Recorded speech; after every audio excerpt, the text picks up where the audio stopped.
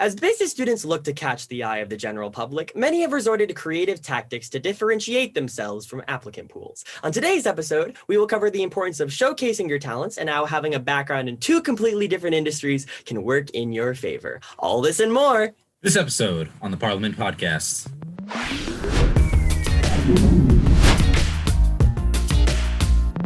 Hello, JSOM community, and welcome to the 5th episode of the Parliament Podcast. I'm your friendly neighborhood marketing major, Troy Murray. And I, Trenton DeStefano, will be joined by a recent graduate who graduated in the spring class of 2020 with a master's in IT management, also known as ITM here at UT Dallas.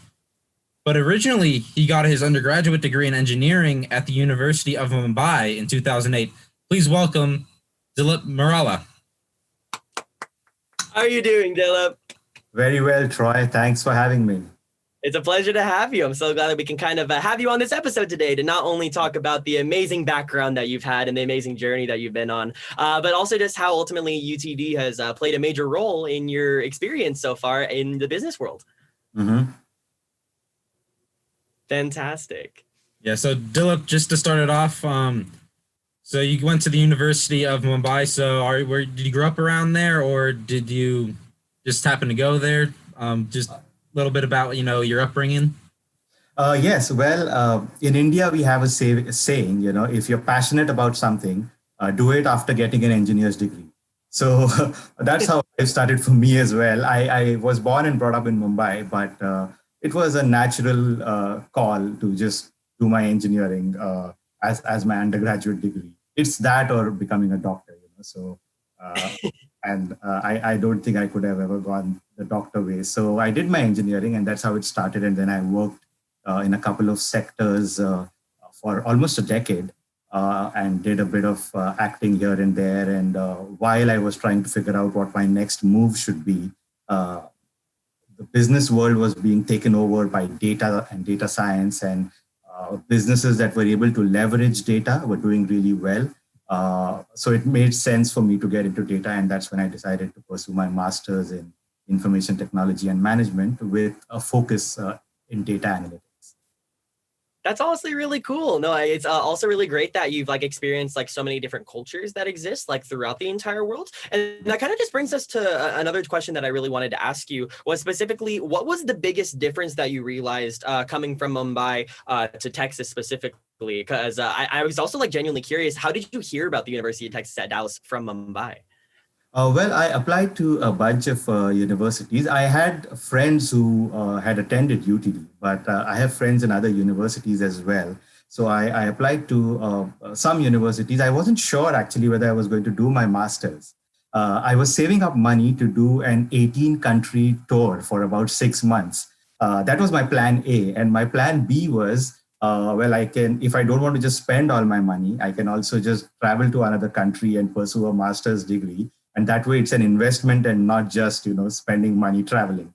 What happened was I got admits from a couple of universities, UTD being one of them, and I got a 50% scholarship here at UTD. So that made my decision easier. I thought, okay, travel 18 countries, spend all the money you have, or take the scholarship, study, spend some money, but then maybe you also have a shot at getting a decent job and travel later. So I picked the latter. Exactly. No, that's fair. Definitely want to put a lot of your fundings towards those more beneficial causes, I would say, because it has traveled in the world been something that you've been interested in for a while. And in particular, where would you want to go? Oh, yeah. I mean, I had this entire itinerary planned, and I had the whole list of countries I wanted to visit. And the strange thing is, the United States of America was not on that list. And that's the country I am in right now. But yeah, I mean, I like to travel. One of my jobs before I got here was I was the editor of a travel website in India. And I've done a bunch of traveling and backpacking across India. I've spent a lot of time traveling to the northern parts of India and exploring certain places that were of interest to me. And naturally, the next step I wanted to take was, get outside the country. I visited about 3 other countries. That's it. I have not seen a lot of the world. So I wanted to, explore a little bit of Europe, a little bit of South America. I mean, I have nothing against the United States of America. I just thought it was very expensive. for someone like me who was planning to do some backpacking, So at that point, it was not on my list. But yeah, it is something that's always been on my mind. And I'm pretty sure at some point in my life, I am going to go ahead with that plan. That's fantastic. That's actually 3 more countries that I've visited. So that's honestly really, really cool that you've got that type of experience. Well, you're young, Troy. You are going to do it in the future. I suppose so. I got the whole study abroad experience still hoping to come up. So hopefully after the pandemic kind of subsides, I'll be able to go and see the world and see the sights that I've been missing out on. I hope so too. So Dilip, seeing how you weren't expecting to go to America at all, so what was your first impression of just coming here, just the country in general, and also just UT Dallas?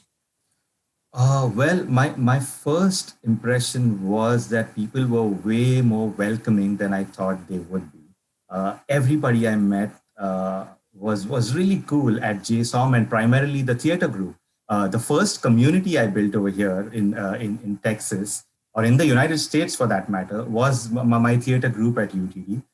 I did Julius Caesar in my first semester. So all my theater friends know this story. When I got here in my first week, I wrote to the Arts and Humanities department saying I have some acting experience, and now I'm an ITM student, but I really wish to pursue theater in some capacity.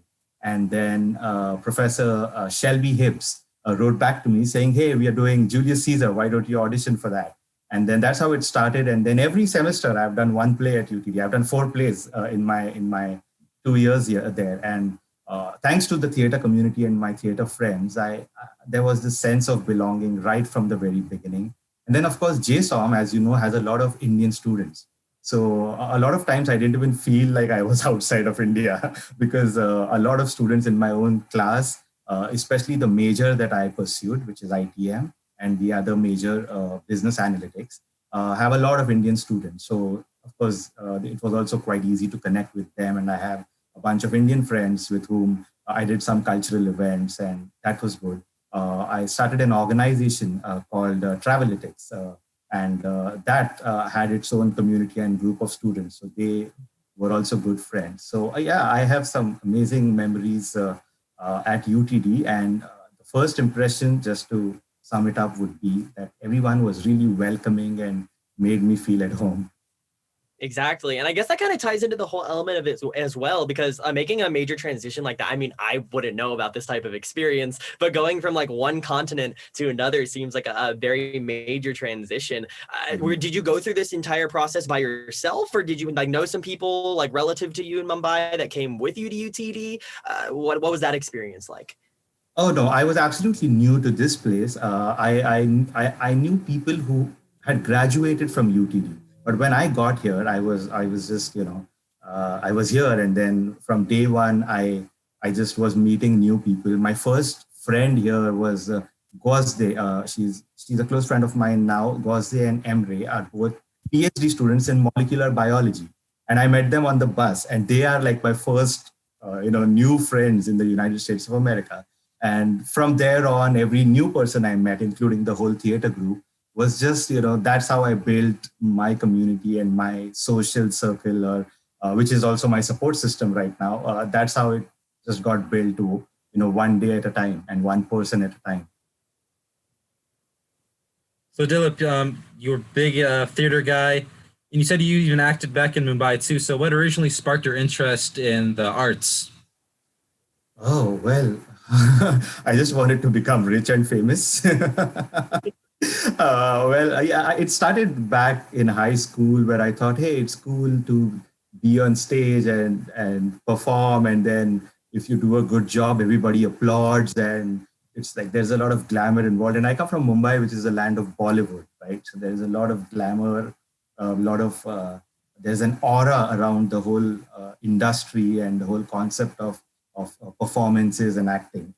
So it was very easy to get drawn to that. But my real interest in the deeper, process of acting and the whole process of theater started while I was doing my engineering, because at that time I started getting involved with professional theater productions back in Mumbai, and I started backstage. I was just the production controller and props in charge for a few plays, and then slowly I started auditioning, and then that's how I got my first role there, and that's how acting began. And I've done a bunch of web shows back in India, and I've appeared in 3 Bollywood films. But you can only spot me if you really know me well. So, so that was my acting journey back there. I've always, ever since all of that, I've always had an interest in acting and theater and performance in general. Yeah, no, and I totally understand where you're coming from, Dilip. Originally, when I was growing up in Las Vegas, I was in a very similar scenario. I actually, prior to everything kind of getting established back in like middle school, I had this big decision that I had to make, right? Where I was going to different high schools, and a lot of the different high schools I was applying to had different programs that were CTE focused, which is a career technical education. And so I was met with a very distinct decision that I had to make, where at one high school, I was going to specialize in architecture. And then at the other school, I was going to go into business. And I thought to myself, I'm only 14 years old. You know what I mean? Do I want to commit myself to architecture at that young of an age? And so I thought to myself, oh yeah, no, business is definitely something that I've always had a keen interest in, mainly because of my background in theater and things of that nature. And so that's kind of how I ended up falling into that high school, and then specializing in things like sports and entertainment and things of that nature. And so I know exactly where you're coming from in that sense too, because having that distinct polarization in terms of the field of interest that you're looking for, because people will often look at it, right, and say, oh, you're in business and in theater, those seem so different. You know what I mean? It just completely like those like completely different ends. And I'm like, when you really think about it, there's a lot of things that like are middle ground between the Oh two yeah, fields. absolutely. Yeah. Presentation skills, creativity, being able to speak on your feet. It all kind of ties in when you really think about it in terms of elements of sales and marketing and things of that nature. And I'm sure it's done the exact same thing for you in the realm of not only engineering, but in business professionalism as well. Oh yes, I mean, my time in theater has helped me in everything that I've done. I mean, yes, I am quite passionate about performances in theater, but I am also very interested in data science and management and business, which is what my career is in right now. And when I think about it, you said it right. When you think about presentations, when you think about business communication, you draw a lot of confidence from your time in theater, from your time working with a team. There's a lot of team management, team bonding, discipline. It's a big thing. I've seen theater people to be the most disciplined people I have ever met across all different fields. They are very punctual because they come from that kind of a routine. I'm not trying to stereotype or anything. I'm just telling you from my experience. And I understand why, because when you go through that kind of a process, that kind of a routine, it becomes part of who you are. It becomes a habit. And that's what's great, and that's what I've tried to pick up from my time in theater. I try to be disciplined in your approach towards things. Think on your feet, speak on your feet. Don't be afraid when you're talking. When you're speaking to a big crowd. When it comes to negotiation and business communication, all of those things, the whole process that you went through when you were preparing for a particular character, or when you were working with a theater group to put up a play, all of those things come into play. A lot of times you can't even say how, but they are just there as part of your process, and that's because of all the time that you've spent working for on stage or to put up a play. Definitely. So Dilip, just segueing in between theater and the analytics, how did UTD or even JSOM as a whole really help you find a balance where you could both pursue IT at the same time, just making it easy for you? So how was that process? JSOM again has a whole bunch of events that you can participate in, and JSOM. Because they won't stop you from doing anything, right? All my professors were very supportive of me being part of theater. Dr. Bill Heffley, who was the faculty advisor for my club, Travelitics, and Professor Gaurav Shekhar, who was, my guide and my mentor when I was doing information technology and management. Both of them were very supportive of the fact that I'm also doing theater and I have some play coming up, and that's good to know when your professor doesn't raise his eyebrows when you're doing something like that, but is in fact saying that's great, So, and when it comes to analytics, I think JSOM was with the kind of faculty we have for all the subjects in analytics, in IT, whether it is cybersecurity or business analytics with VR programming language, or whether it is predictive analytics. We have some fantastic faculty members at JSOM, and I will never forget the classes that I attended. Because one, these professors were charismatic and they were doing a fantastic job teaching us the way they did. And two, I was really enjoying learning these things, which I came here to learn. All these new, it was still a new world for me, all these analytics concepts and diving into machine learning and artificial intelligence, which is kind of everywhere right now, and it's a big deal. So I had read articles about them, but I didn't really know the nitty-gritties of how you're supposed to do this. But JSOM is what taught me that. And then JSOM has a bunch of student organizations, which are also great for you to practice all of these skills, and whether it is your business skills and your management skills and your public speaking skills, or it is your technical skills. It has organizations that put up fantastic competitions and seminars and speaker sessions, and also give you a community where you can work with other people, learn from them, and participate in competitions that teach you a lot. So that way, JSOM for me was fantastic when it came to analytics. And theater, my other dimension, was again great because these two never clashed. They just complemented each other really well for me, and that helped. Exactly. And I guess kind of tying all those elements that you've introduced so far into like one daily agenda, I think it's just kind of interesting to like see how like you would become an actor like by night and, like a businessman by day. So kind of prior to the pandemic and you based on your experience at UTD, what did your average day-to-day schedule kind of look like while you were still at the university, like prior to the coronavirus? It started with classes. I think the earliest classes began at 8:30 or 9 o'clock for me. And then it was just a lot of taking about 2 to 3 classes per day. And if I'm not taking classes, then you spend a lot of time in the library just working on your assignments. There is almost always some kind of event going on that you can attend. There is someone doing some kind of a speaker session, or there are some students putting up some kind of a stall for you to, they want to promote their club, which we have done too for Traveletics. And if you're doing none of those, you just walk around campus. But yeah, I would say it was primarily the library and attending classes for me, or being just sitting in some event where some speaker is talking about analytics. The evenings, most evenings once rehearsals began, were spent at the theater, where we did our rehearsals for whatever play we were working on. And that was great. That wrapped up, I think, around 10. And then just back to the apartment and you repeat the whole thing again. We tried to go out on weekends. Personally, for me, there was also another part. My favorite place to hang out at or near UTD is the Northside Draft House. I'm sorry if this sounds like a brand integration, but I have to talk about Northside Draft House because I really love that place a lot. I've spent a lot of time there. I've done my assignments from there. I've studied for my exams from there, and it's just a really cool place near UTD for students to hang out. And I spent a lot of time meeting my friends there, just sitting there and working. That was another activity for me that I will always remember.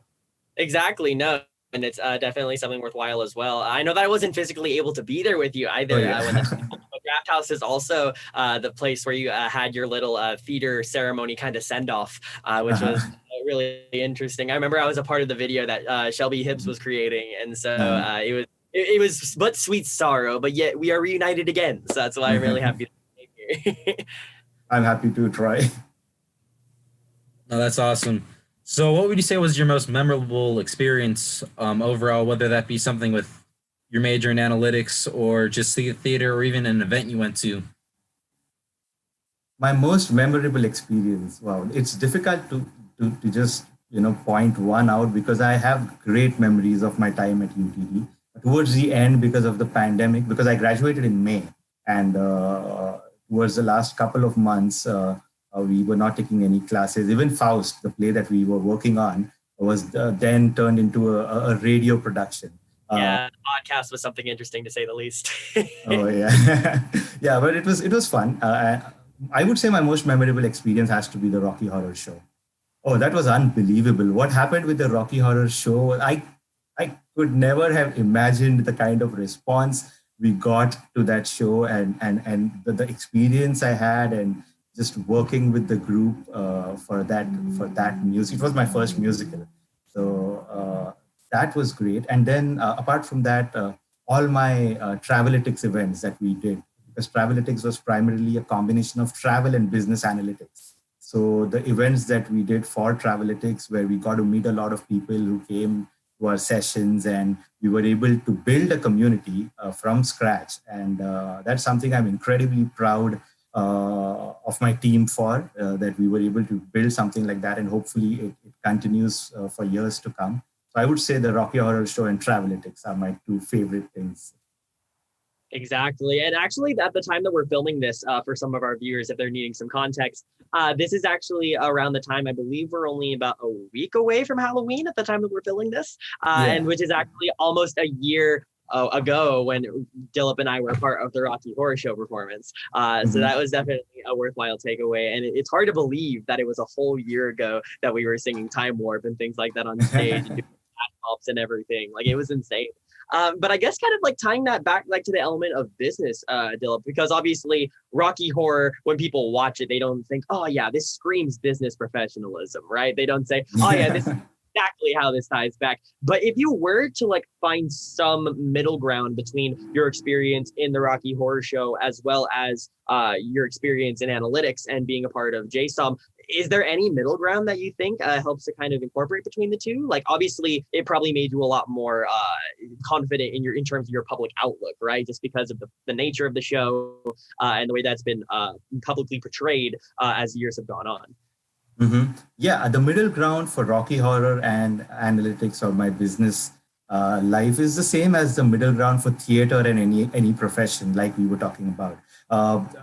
My performance or my participation in the Rocky Horror Show just made me more confident. There is a towards the end for the last couple of shows. I was also doing a little bit of hosting in the beginning of the show, where we did like a fun stand-up kind of a thing for just to draw the audiences in and just to settle them in before the show actually began. Just that, even that was so much fun, and it was.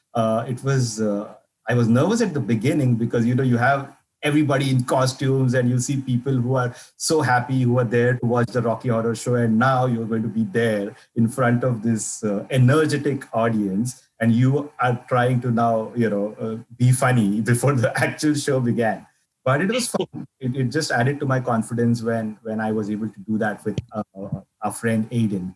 And apart from that, just the live singing and dancing format, as the musical format, was very new to me because I have not done that in India.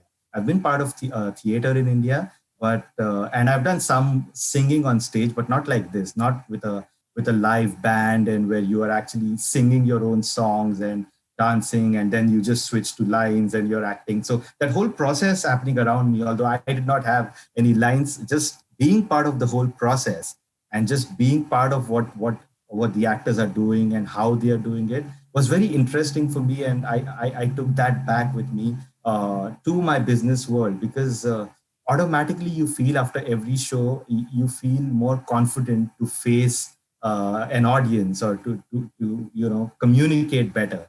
I think that's one important thing. And the other, as I always say, is just the discipline of being part of a show like that, and just being part of a group like that, a team like that. It's all that business also demands. To work in a team like that and to come up with a production like that is something that a businessman can always learn. Well, that's awesome to hear. So what resources did you use whether that be something to even help you with your theater or even just something with business in general that JSOM or even UT Dallas as a whole provided you? Wow, that's a good question. Apart from the faculty, you mean, my biggest resource was the faculty at JSOM because the teachers were amazing. Uh, I mean, every teacher for all my important subjects that I just mentioned about analytics, I think I got great professors.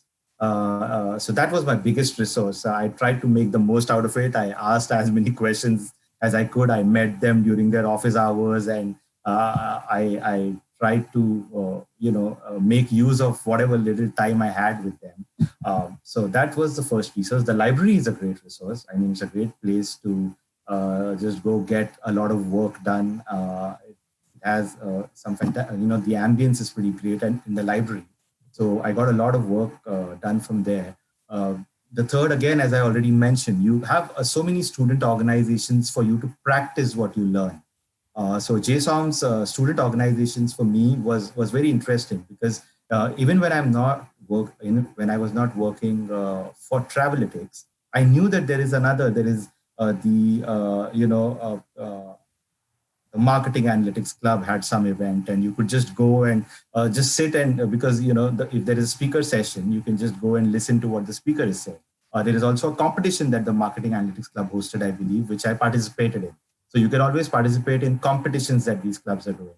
And what happens when you do that is, one, you work with other people, and you can exchange ideas, and two, you get something practical to work on as compared to just the kind of theory and assignments that you're doing in your class. Now, because of the competition, you're trying to apply that knowledge to some real world data or some real world competition. And that was, again, a good resource at JSOM.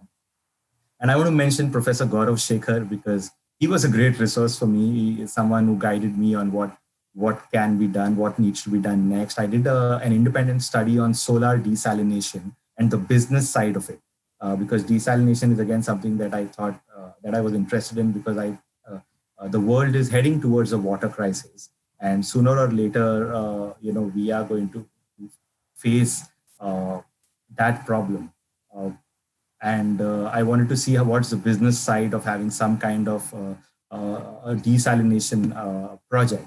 And he mentored me for that really well, and my experience with him. Again, it's why I speak so highly of faculty at JSOM.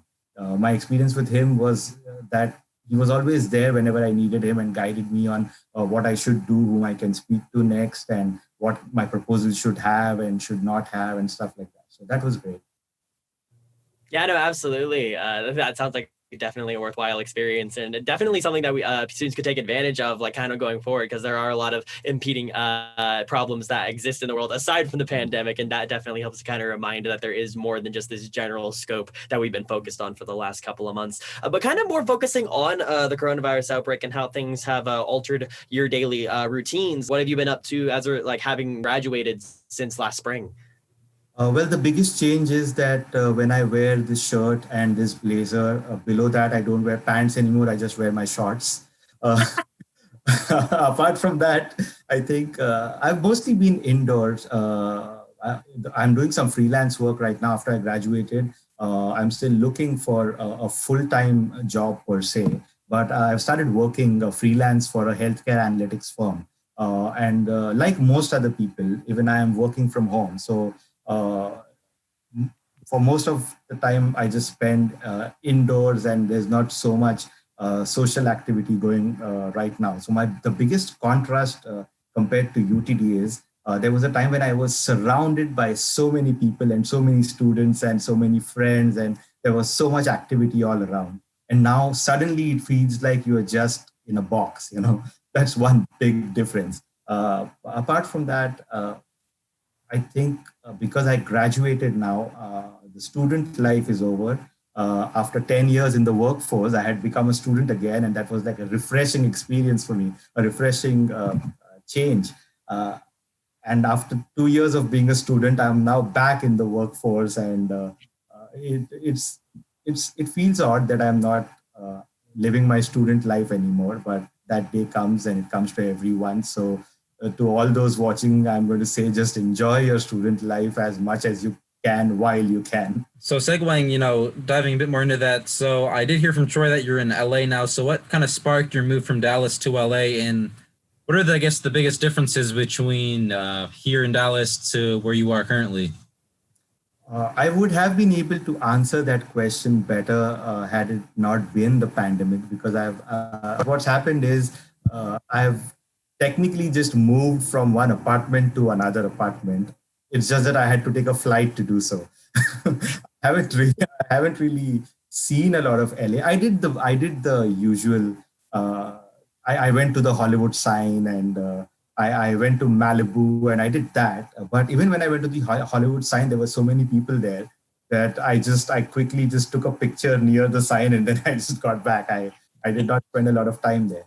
There still seem to be a lot of people on the streets, and there's a lot of business still going on as usual. It seems like that, but I have remained indoor for most part of it. I've only traveled when necessary, and that's why I can't really tell you much about LA right now. Maybe ask me again in 6 months.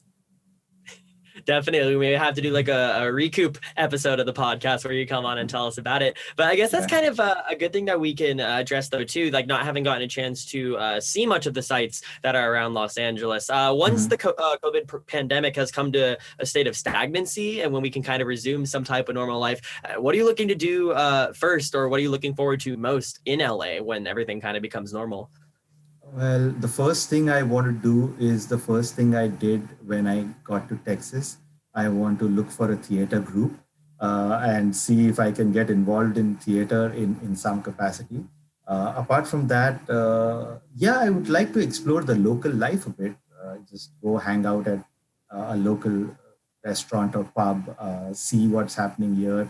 I'm not so hot on the whole tourism's, the sites thing. That'll happen when it happens, but I want to meet some local people, just get a feel of what life in LA is like, and just outside of this house. uh, and I'm still, as I told you, I'm still looking for something in analytics that's a more stable full-time job. I'm freelancing right now, so I'm looking forward to that. I'm optimistic that that will also happen at some point in the near future. And when that happens, my life would have changed in terms of the routine. If there'll be work, like full-time work, and then probably I'll have the evenings to explore the city a bit. So yeah, I mean, that would be interesting when that happens. Yeah, I don't know about there, but here we're starting to get the restrictions lifted, but I think it might be coming back down again. But Mhm. I know you have your, we're going to be coming. Me and Troy call it the famous resume song going on. But what tactics have you been using to get noticed by businesses lately, just so you can maybe get a full time gig going soon? 'Cause I know you're pretty big on that. Oh yeah, I mean, I created this resume song a few months ago because I thought I was doing a bunch of applications, and I thought I was not getting any calls from those applications, and I understood why. I mean, job hunt is always difficult, pandemic or not. But with the pandemic, the whole job search, especially for international students, is a bit difficult. So I thought, what can I do to stand out? And this was it. Just there were a few words that came to mind, and I'm like a three-chord guitarist. I know a few chords and I know a few songs, and I mostly sing in Hindi, which is why I I feel weird when I try to sing in English, because while I can speak in English, when I sing, I don't know, in my head, there is laughter because I always sing in Hindi. But I just put together some words, and I created this song, and I just posted it out there. And people seem to have liked it. I mean, everybody who has listened to the song has complimented me on it being nice and cool. And they're really, I mean, they've been kind. Everybody who has shared my song or has given me a thumbs up, I've been full of gratitude towards them, because it's very kind. And when you're looking for a job and when people encourage you, it seems like a small thing, but it goes a long way, because it's there's a lot of anxiety involved in job hunt. job searches. And when somebody encourages you, that little bit of hope helps you just, to take the next step. So it's been nice, the response to the song. I still hope that it meets the eyes of the person who's going to hire me. But so far, so good. It's there, it's out there, and people are sharing it and liking it, and I'm happy about that.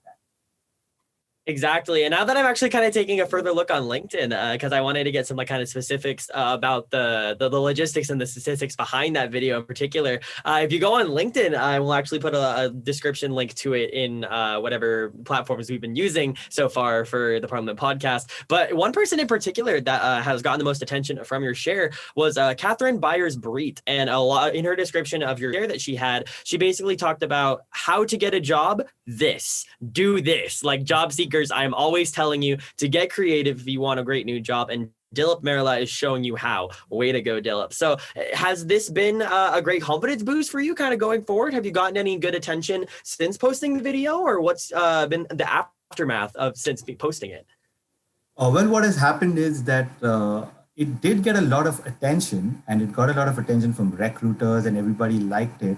Unfortunately, it hasn't panned out to me getting a job because of the song. However, it helps me in other ways.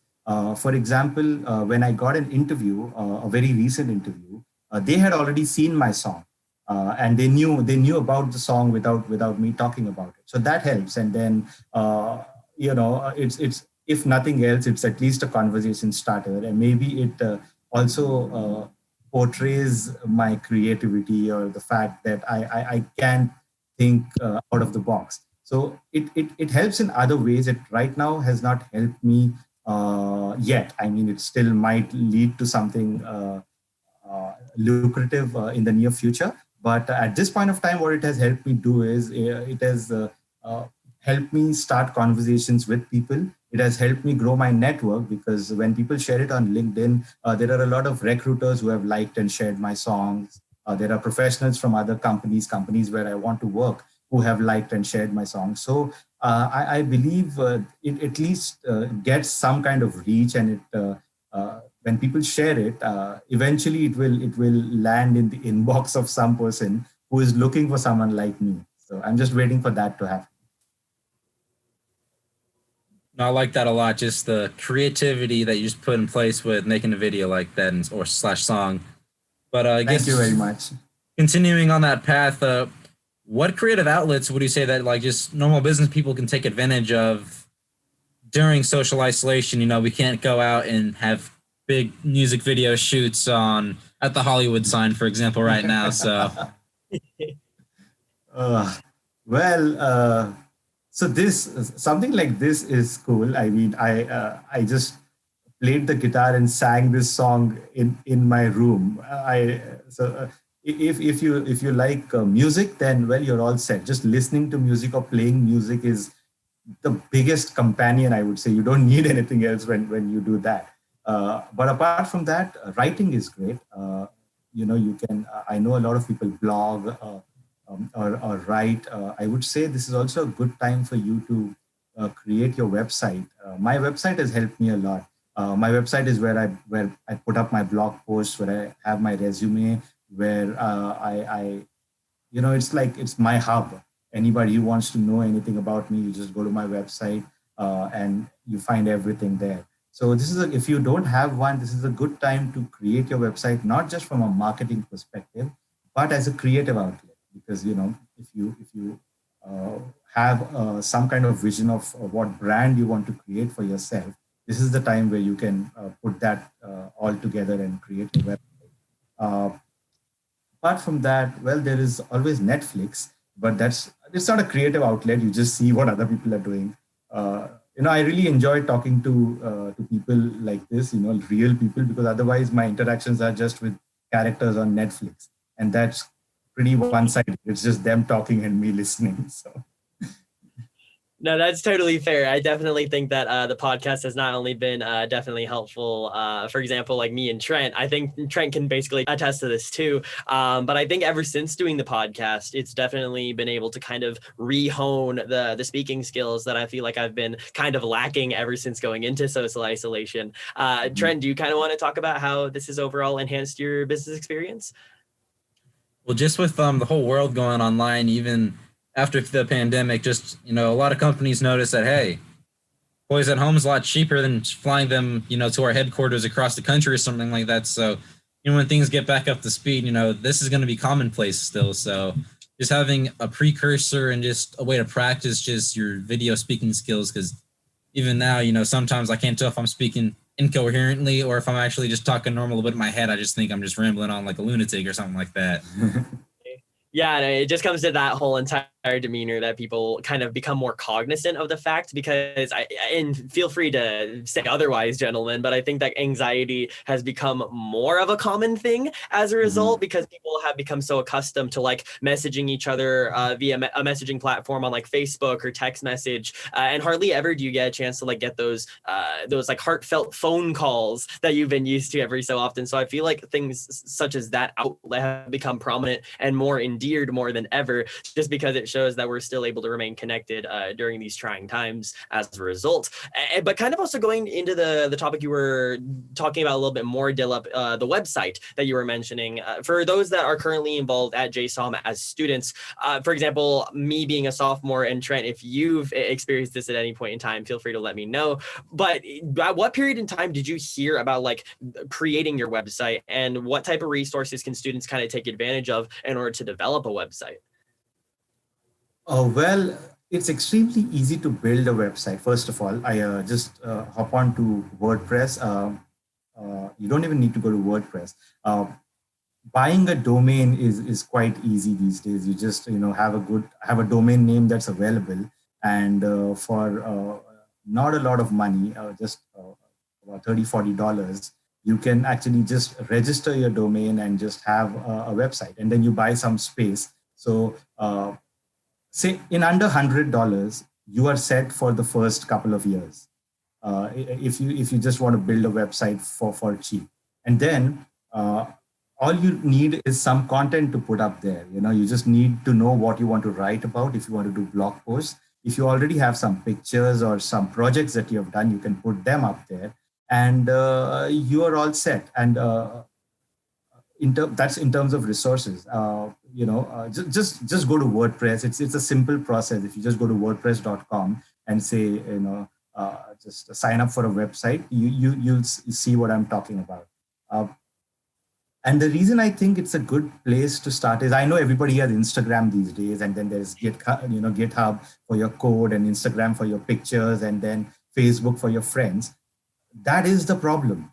You are all over the place, and you want one hub where people can just, especially from a professional perspective. There is LinkedIn, and LinkedIn has its own format where you see what a person has done. But a website is where you can be a little flexible. You can get more creative with the way you want to portray yourself or your brand. You know how important it is to create a brand. Your website goes a long way when you want to do that. And then there's a lot of help available online if you run into problems with themes, and if you want to find out how you want to do a particular thing. Let's say you want to open your website with moving images or a video that pops up, and you want to know how to do that. There's a lot of help available online to teach you how to do that. So, and this is a good time for people to get into that and do it. For sure. And I definitely think that creating your own website helps to give you a sense of creative freedom that, for example, going on LinkedIn doesn't necessarily allow you. So it definitely allows you to kind of extend the format of what you're normally used to and kind of be able to create a visual hierarchy of your own that definitely will help you to stand out. So I'm definitely going to make it a priority to develop my own website as well. Nice. So going off of that, I know you've said a lot of wisdom, especially just now with the website and throughout this entire podcast, but as time starts running out today, what would be like the finite wise words that you'd like people to take away from this? If nothing else at all, what would you like them to take away? I don't know if I have any words of wisdom. All I know is I can just tell you my experience, and then you just understand what you understand from that. I think the you just have to be true to yourself, and when you do that, it helps you in all of the things that we spoke about. When you're building your website, just be who you are and try to portray that in your website. When you're trying to look for jobs with the resume song is basically nothing but an extension of who I am. So what I'm trying to show through my resume song is, this is me, and hire me, that kind of a thing. So just be true to yourself, and in everything that you do, the brand that you create, make sure that comes across, because you are never going to beat your competition, or stand out by trying to do what other people are doing. I mean, you can obviously observe them and learn from them, but the only way you will ever beat your competition is by being who you are, because that's how you are different. I mean, I don't know whether that makes sense or whether that's wise, but and it's extremely difficult to do this. The thing that I'm talking about, because every time I try to just do what my impulse is, I have these 10 other thoughts pop into my head saying, "Oh, but that person did this and that worked for him," or but this would be stupid, or this would be foolish, or whatever. But what I try to do, or what I think anybody should try to do, is find out what you really are, who you really are, and how you can put your best foot forward in your pitches, in the way, even if, whether it is something like preparing for your exams and the way you study. You will have your own routine and the thing that works best for you. So just stay true to your personality and your process, and that should get you where you want to be. I am still on my journey. So I mean, I know someone can just turn around and say, "Hey, but what have you done?" But I'm saying this is my understanding so far, and at least for now, I'm willing to just stick to this mantra. Absolutely. And I believe we're almost out of time here, but I do want to give one last shout out to Dilip for actually coming out and talking about his experiences. Thank you so much for coming onto the podcast, Dilip. It was a pleasure having you. Oh, the pleasure was mine. Thank you very much, Troy and Trenton. This was great. Thank you for having me. Yeah, it was nice meeting you, man. And, as we wrap up here today, I just like to tell you, JSOM community, stay happy, stay healthy, and stay professional. I'll see y'all next week. Take care.